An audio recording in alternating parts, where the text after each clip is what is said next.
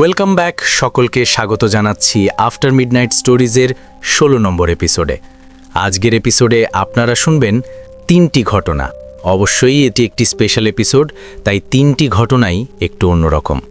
প্রথম ঘটনাটি একটি মেয়ের আত্মহত্যা করা নিয়ে। দ্বিতীয় ঘটনাটি একটি ছেলে যে কিনা স্বপ্ন দেখত, কিন্তু তার সেই স্বপ্নগুলো কি আদৌ স্বপ্ন নাকি সত্যি। এবং তৃতীয় যে ঘটনা, এই ঘটনা একজনকে খেতে না দেওয়ার পর কতটা ভুগতে হয়েছিল যিনি ঘটনা পাঠিয়েছেন তাকে তার ওপর। আশা করছি আজকের এপিসোড আপনারা যখন শুনবেন আপনারা এক অন্য ভয়ের জগতে প্রবেশ করবেন। এপিসোডটিকে লাইক করতে ভুলবেন না, কমেন্ট করতে ভুলবেন না এবং সাবস্ক্রাইব করে সব সময় আফটার মিডনাইট স্টোরিজ চ্যানেলের সাথে থাকবেন। আমি সবুজ আছি আপনাদের সঙ্গে, সাউন্ড রকিব, গ্রাফিক্সে সুজীব। শুরু হচ্ছে আফটার মিডনাইট স্টোরিজের ১৬ নম্বর এপিসোড। আফটার মিডনাইট স্টোরিজ কোনো রকমভাবে কোনো অন্ধবিশ্বাস, কালো জাদু বা কুসংস্কারকে প্রমোট করে না। আফটার মিডনাইট স্টোরিজের কাজ বিভিন্ন মানুষের জীবনে ঘটে যাওয়া বিভিন্ন অলৌকিক ঘটনাকে সকলের সামনে তুলে ধরা। এর ব্যতীত আফটার মিডনাইট স্টোরিজের অন্য কোনো উদ্দেশ্য নেই। আফটার মিডনাইট স্টোরিজের ঘটনাকে সত্যি বলে বিশ্বাস করতে হবে এমন কোনো কথা নেই। ঘটনা বিশ্বাস করবেন কি করবেন না সেটা পুরোটাই নির্ভর করছে আফটার মিডনাইট স্টোরিজের শ্রোতাদের ওপর। আমাদের কাজ শুধুমাত্র আপনাদেরকে এন্টারটেইন করা। চলুন আজকের এপিসোড শুরু করি। সাবস্ক্রাইব না করা থাকলে সাবস্ক্রাইব করুন এবং আমাদের চ্যানেলের সঙ্গে জুড়ে থাকুন। ঘটনা পাঠিয়েছেন তৃষা দত্ত। যেভাবে লিখে পাঠিয়েছেন ঠিক সেভাবেই পড়ে শোনাচ্ছি। হ্যালো সবুজদা, আশা করি আপনি, বৌদি এবং আফটার মিডনাইট স্টোরিজ পরিবারের সকলেই ভালো আছেন। আমি তৃষা দত্ত, বাড়ি নদিয়া জেলা, কৃষ্ণনগর। আমি পেশায় একজন নার্স এবং আপনার একজন নতুন শ্রোতা।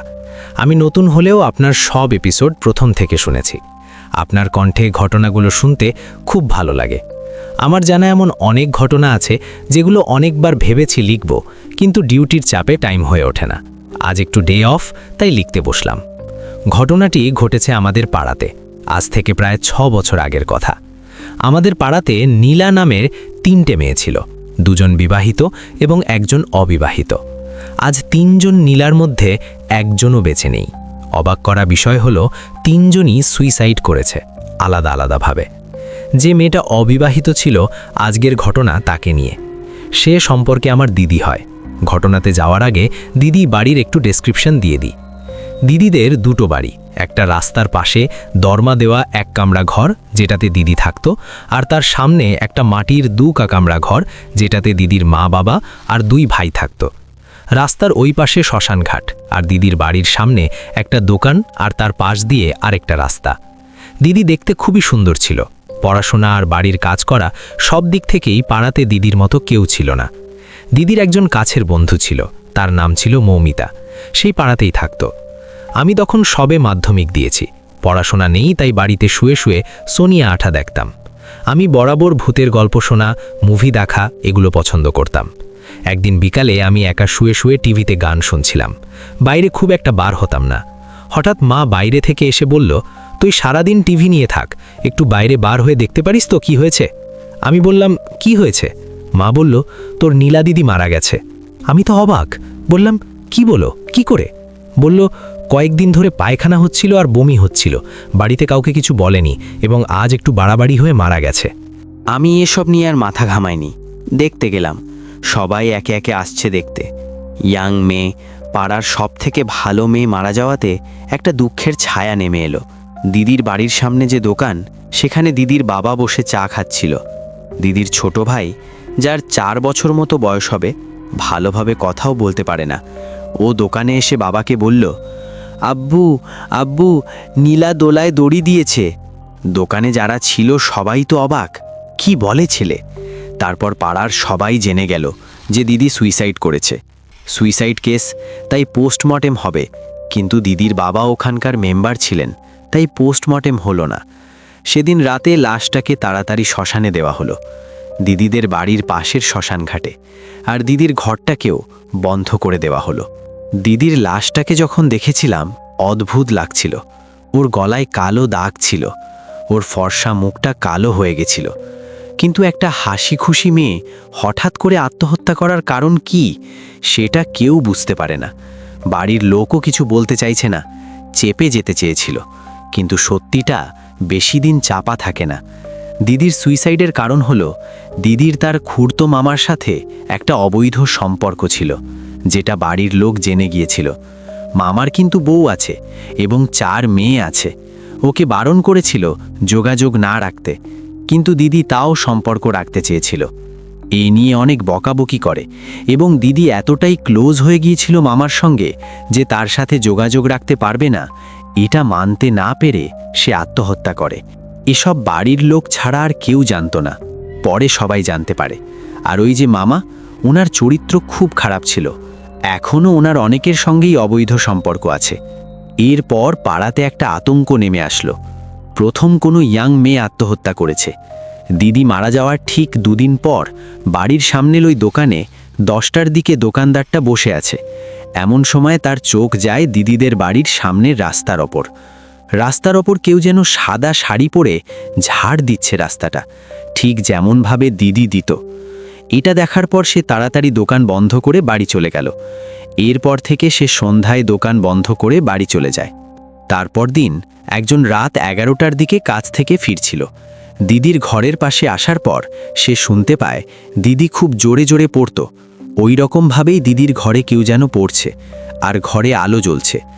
ও লোকটা ভাবল হয়তো ঘরে কেউ থাকছে। তারপর জানালা দিয়ে উকি দিতেই যা দেখল তার সারা শরীর কেঁপে উঠল। সে দেখল দিদি পড়ার টেবিলে বসে পড়ছে। সে সাদা শাড়ি পরা, চুলগুলো লম্বা ছাড়া, গলায় কালো দাগ, মুখটা ফ্যাকাশে। এটা দেখার পর সেখানে আর সে দাঁড়ালো না, ওখান থেকেই দৌড় দিল। ঠিক তার 2 দিন পর দিদির নিজের মামা মাংস বিক্রি করত, তাই মাংসের অর্ডার দিয়ে বাড়ি ফিরতে ফিরতে প্রায় রাত 11:45 বেজে গেল। দিদির মামার বাড়ি ছিল দিদির বাড়ির থেকে 3টে বাড়ি পড়ে। শ্মশান ঘাটের কাছে আসতেই দিদির মামা দেখল দিদি সাদা শাড়ি পরে, চুল খুলে, গলায় কালো দাগ নিয়ে শ্মশান ঘাটের পাশে কিছু ইট ছিল, সেই ইটগুলো নিয়ে সে কবরের চারিদিকে সাজাচ্ছে। এটা দেখার পর মামার গা ঠান্ডা হয়ে গেল। সে চিৎকার করতে চেয়েও যেন পারল না। কিছুক্ষণ দেখার পর মামা শুনতে পেল যেন দিদি বলছে মামার দিকে তাকিয়ে, মামা বাড়ি যাচ্ছ? এটা শোনার পর মামা আর দাঁড়িয়ে থাকতে পারল না, সেখান থেকে দৌড় দিল আর বাড়ির সামনে গিয়ে ওমাবো বলে পড়ে গিয়ে জ্ঞান হারালো। সবাই তাড়াতাড়ি বাড়ি থেকে বের হয়ে মামাকে তুলে চোখে মুখে জল দিল। কিছুক্ষণ পর মামার জ্ঞান ফিরল, কিন্তু মামা যেন কিছুই বলতে পারল না, কেমন যেন একটা ভয় ভয় থাকলো। তারপর দিন সকালবেলা সব কথা খুলে বলল, আর সেদিন থেকেই মামার জ্বর। এই ঘটনাগুলো পাড়াতে ছড়িয়ে পড়াতে আতঙ্ক আরও বেশি বেড়ে গেল। সন্ধ্যার পর প্রয়োজন ছাড়া কেউ বাড়ির বাইরে বেরোতো না। যেহেতু শ্মশানঘাটটা রাস্তার পাশে, তাই আরও বেশি ভয় হতো। এভাবে সপ্তাহ 2 কেটে গেল। একদিন দিদির মা স্বপ্ন দেখল দিদি বলছে, মা জানো, আমি অন্ধকার ঘর পছন্দ করি না, আমি অন্ধকারে থাকতে পারছি না, খুব কষ্ট হচ্ছে। এরপর দিদির মা মাওলানার কাছে গেল। তিনি বললেন, যেহেতু আত্মহত্যা করেছে তাই ওর রুহু মুক্তি পায়নি, মানে ওর আত্মা মুক্তি পায়নি। পরদিন মাওলানা এসে দিদির ঘরের চারিদিকে তাবিজ বেঁধে দিল, আর দিদির জন্য মিলাদ দিল এবং বলল সবসময় আলো জেলে রাখতে। সেরকমটাই হলো।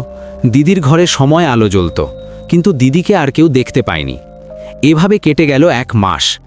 আতঙ্ক আস্তে আস্তে কমে গেল। 1 মাস পর দিদির শ্মশানঘাটের সামনে একটা পুকুর ছিল, আর তার সামনে দিদির সেই বান্ধবী মৌমিতাদির বাড়ি ছিল। মৌমিতাদির মাটির বাড়ির পেছনের জানালাটা ছিল পুকুরের দিকে। জানালার সোজাসুজি একটা কামিনী ফুল গাছ ছিল, আর বাড়ির পাশে বাথরুম। দিদি একদিন বাথরুম করার জন্য উঠে কামিনী ফুল গাছের দিকে তাকাতেই দেখে নীলাদি একটা ওড়না গাছের একটা ডালে বাঁধছে। এইটুকু দেখে দিদি বাথরুম না করেই ঘরে এসে দরজা দিয়ে হাঁপাতে শুরু করে। দিদি আর দিদির বোন থাকতো ওই রুমে। বোন ছোট, তাই তাকে কিছু বলেনি। দিদি চুপচাপ শুয়ে পড়ল, কাউকে কিচ্ছু বলেনি। জানালাটার ওপরের পাল্লাটা খোলাই থাকে। তারপরের দিন মৌমিতাদির ঘুম ভেঙে যায় একটা চেনা ডাকে। ঘুম থেকে উঠে বসে যা শুনতে পেল সেটা অনেকটা এরকম, মৌমিতা, ও মৌমিতা, আমি নীলা রে। তুই বলেছিলি না আমি যেখানে যাব তুইও সেখানে যাবি? আয় তাহলে দেখ, আমি তোর জন্য গাছে দড়ি বেঁধে রেখেছি। আয় না রে, আমার একা থাকতে ভালো লাগছে না। এটা শোনার পর মৌমিতাদি চিৎকার করে ওঠে। পাশের ঘর থেকে দিদির মা বাবা ছুটে আসে। এসে দেখে দিদি খুব ভয় পেয়ে আছে আর কাঁদছে আর বলছে, মা অশানা আমাকে নিয়ে যাবে, আমি যেতে চাই না। সেই রাত দিদির মা দিদির সাথেই কাটালো। ওদের যেহেতু ভালো বন্ধুত্ব ছিল তাই হয়তো স্বপ্নে দেখেছে, ওর মা এটাই বলল। তার পরের দিন দিদির মা দিদির সাথে ছিল। সেই দিনও কিছু হলো না দেখে পরের দিন দিদি আবার বোনের সাথে থাকলো। সেদিন রাতে আবারও ঘুম ভেঙে গেল একটা চেনা কণ্ঠে।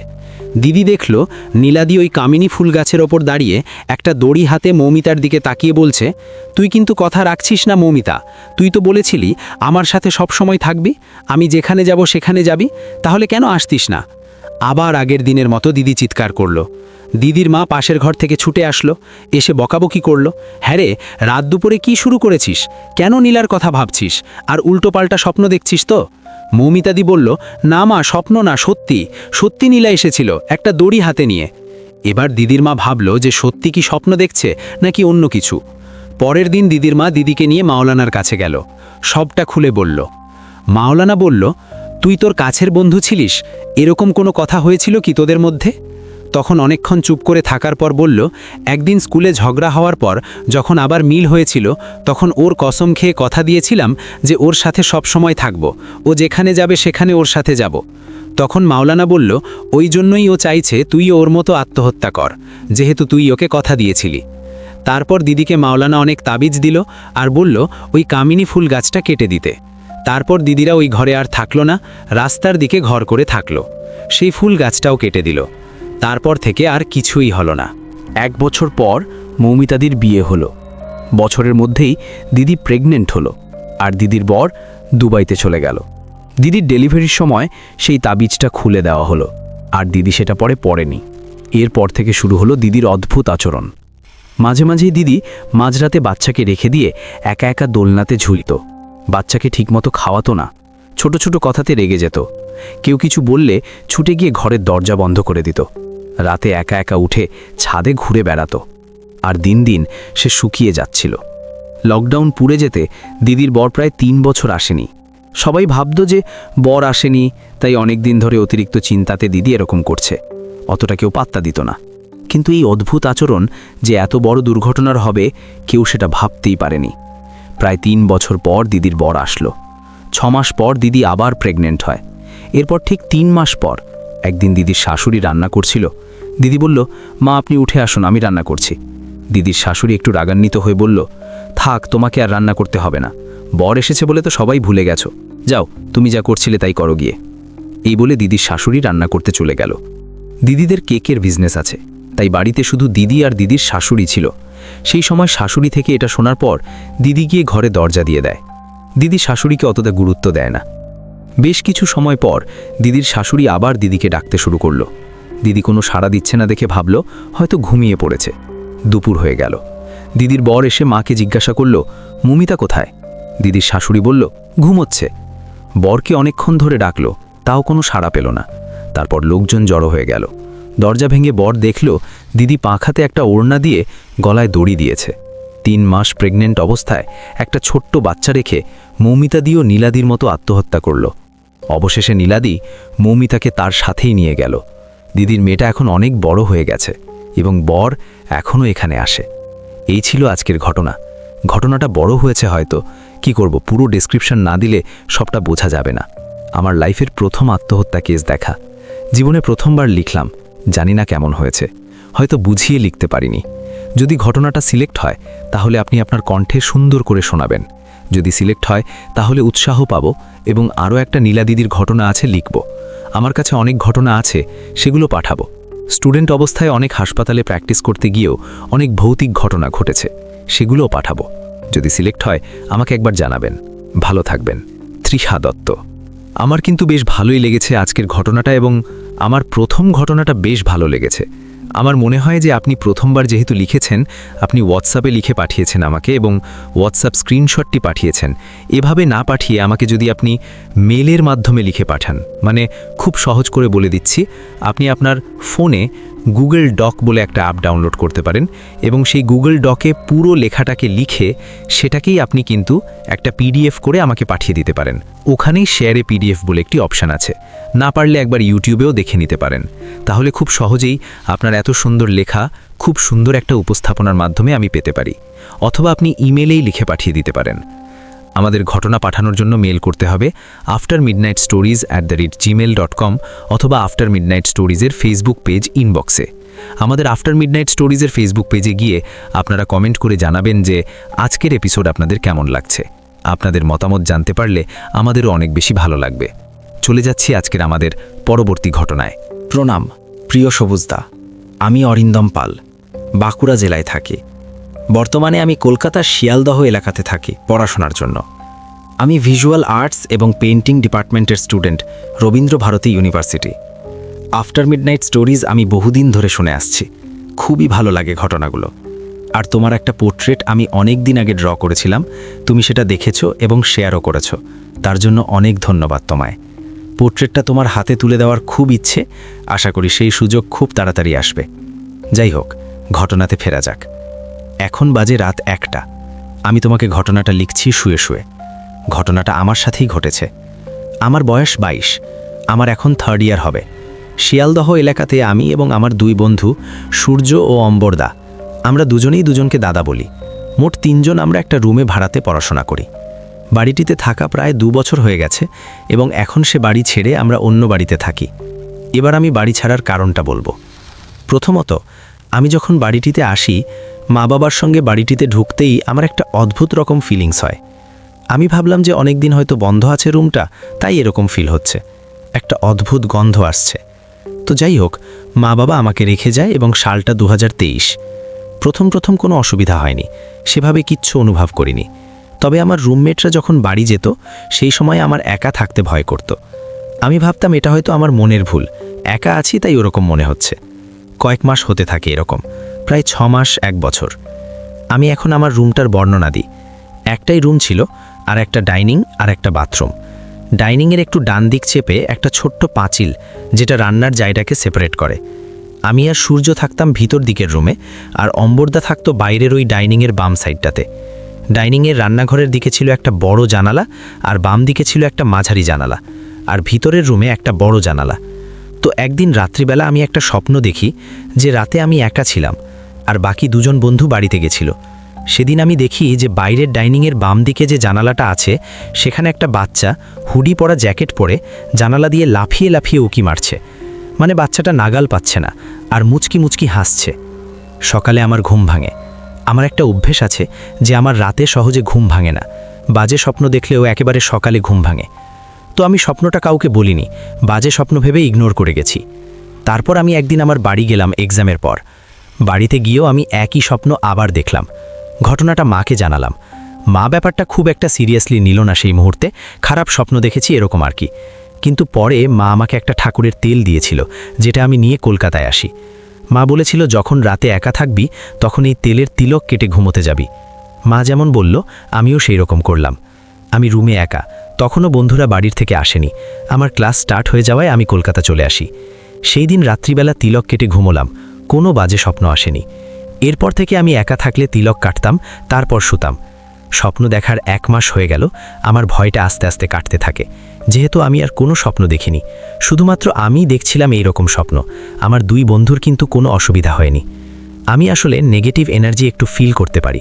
আরেক দিন, মানে এই রিসেন্ট 2024-এর শীতকালের সময়, আমি আর সূর্য ছিলাম, আর অম্বরদা বাড়ি গেছিল। তার একটু কাছে বাড়ি আমাদের তুলনায়, তাই সে প্রতি সপ্তাহে বাড়ি যেত। আর আমার আর সূর্যের বাড়ি বাঁকুড়াতে। এবার আমরা 3rd সেমিস্টার দিলাম। তারপর সূর্য ভোর 3:30-তে হাওড়া থেকে ট্রেন ধরবে বাঁকুড়া যাবে বলে। শীতকালের দিন, 3:30টা ভোর নয়, রাতই বলে চলে। যথারীতি সূর্য বেরিয়ে যাওয়ার পর আমি রুমের গেট লাগিয়ে বাথরুমে যাই। আর বাথরুমের ভেতর ঢুকতেই আমাদের একটা আয়না আছে। ওই আয়না দেখে আমার হঠাৎ ব্লাডি মেরির ঘটনাটা মাথায় স্ট্রাইক করে। কিন্তু আজব ব্যাপার হলো, আমি প্রতিদিন ঘুমোতে যাওয়ার আগে প্রায় 2টো নাগাদ এমনি টয়লেট যেতাম, তারপর ঘুমোতে যেতাম। কিন্তু কোনোদিনও আমার মাথায় সব আসেনি। আমি বিষয়টাকে এড়িয়ে আমার বিছানায় চলে যাই। আমার মোবাইলে সময়টা দেখি, তখন বাজে ঠিক 4:30। শুনেছি এই সময়টা নেগেটিভ এনার্জি খুব পাওয়ারফুল হয়। সেই সময় ঘুমের ঘুরে থাকায় আরও সব চিন্তা করিনি। প্রতিটা বিষয়ে মনে আসছে আর আমি এড়িয়ে যাচ্ছি। তারপর কখন যে ঘুমিয়ে পড়ি জানি না। ঘুমের মধ্যে আমি একটা স্বপ্ন দেখি।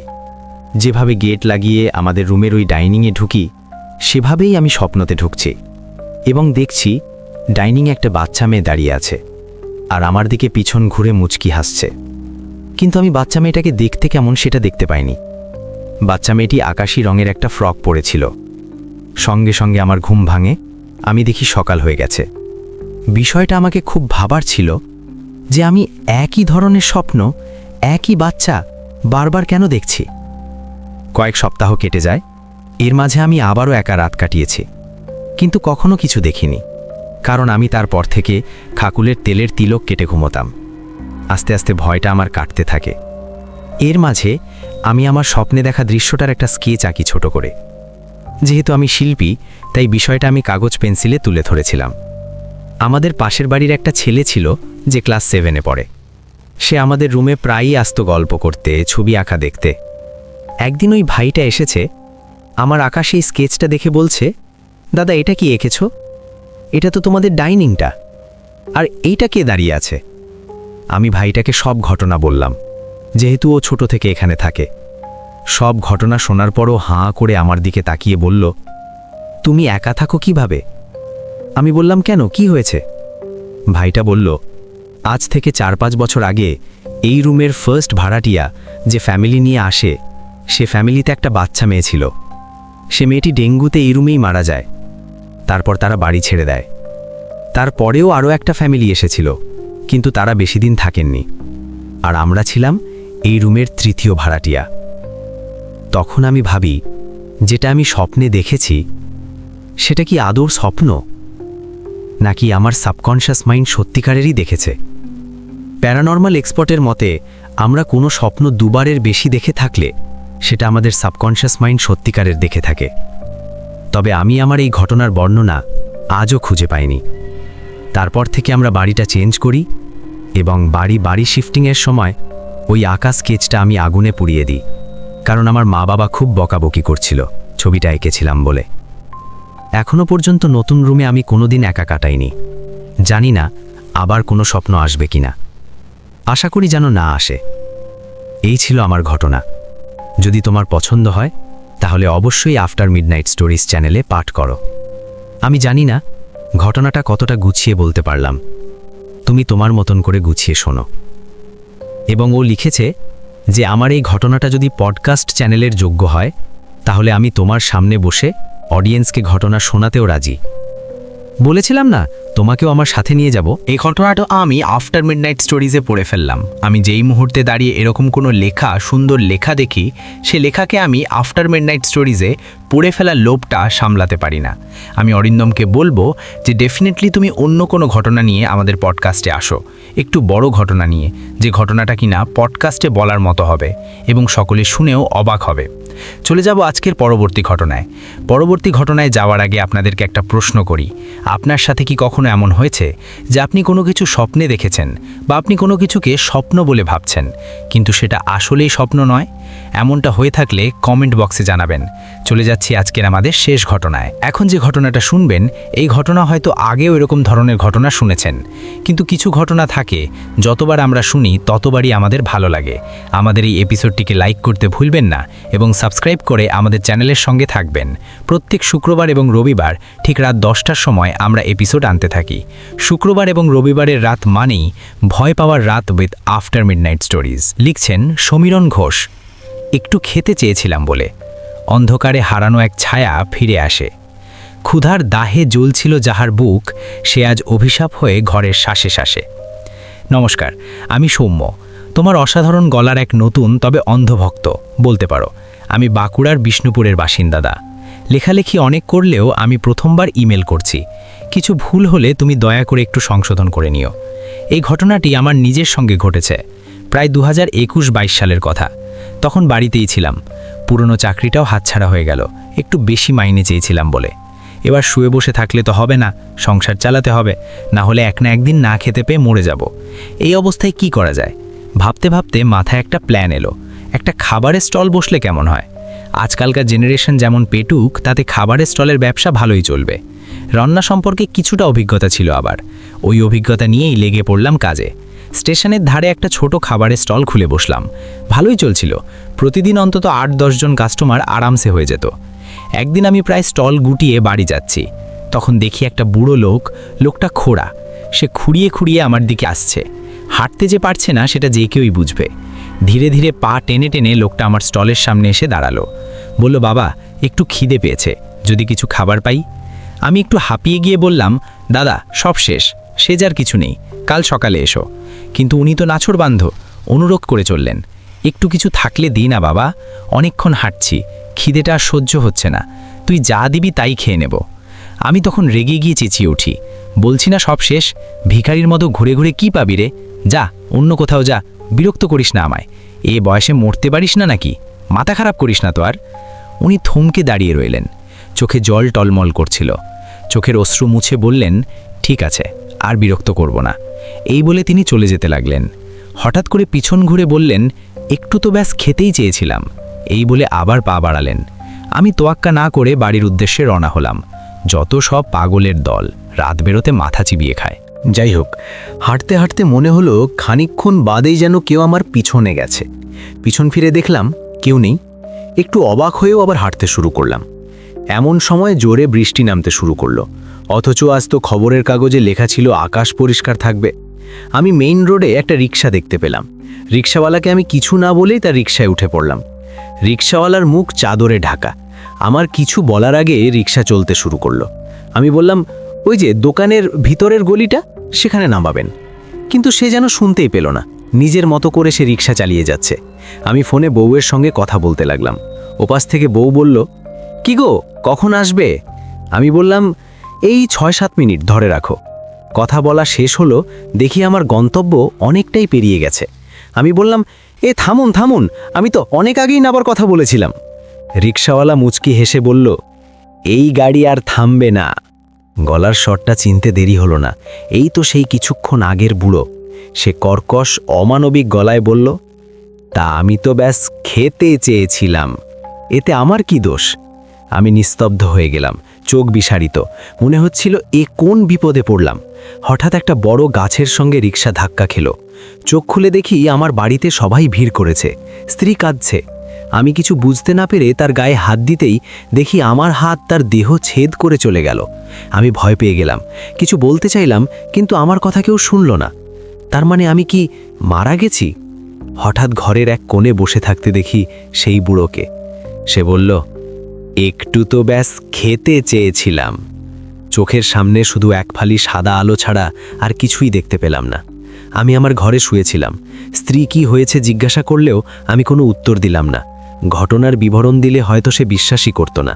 এর পরের দিন ভোরবেলা যখন বাথরুমে মুখ ধুচ্ছি, আয়নায় দেখি আমার পিছনে একটা ছায়া মূর্তি দাঁড়িয়ে, পিঠটা একটু বেঁকে আছে, হাতে লাঠি। চোখ ফেরাতেই দেখি কিছু নেই। আমার হাত পা ঠান্ডা হয়ে গেল। এই সেই বুড়ো যে আমার পিছনে ছায়া মূর্তি হয়ে ঘুরছে। আমি দিনকে দিন উন্মাদ হয়ে যাচ্ছিলাম। এখনও সেই বুড়োর উপস্থিতি আমি বুঝতে পারি, তবে আগের থেকে একটু কম। প্রতিদিন রাতে ঘুমানোর সময় মনে হয় কেউ যেন ফিসফিস করছে, একটু তো ব্যাস খেতে চেয়েছিলাম। আমি যদি বুড়োটাকে একটু হলেও কিছু খেতে দিতাম, তাহলে হয়তো আমার জীবনে অন্যরকম হতো। এই ছিল আমার ঘটনা।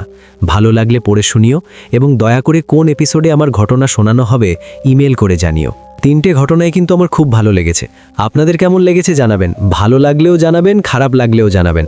সমস্ত রকমের ডিটেলস আপনারা আমাদেরকে দেবেন, এবং তাতে আমরা ধীরে ধীরে করে আরও যাতে উন্নতি করতে পারি সেই দিকে নজর রাখব। কাবেরী চক্রবর্তী কমেন্ট করেছেন আগের দিনের এপিসোডে, 16 নম্বর এপিসোডে। লিখছেন, চোখের সামনে ঘটনাটা দেখতে পাচ্ছি, হাড় হিম হয়ে গেল, love you after midnight stories. Suman creations comment করেছেন, বাইরে বৃষ্টি, সাথে সবুজদার কণ্ঠে আফটার মিডনাইট স্টোরিজ, জাস্ট অসাধারণ, জমে যাবে আজকের রাতটা।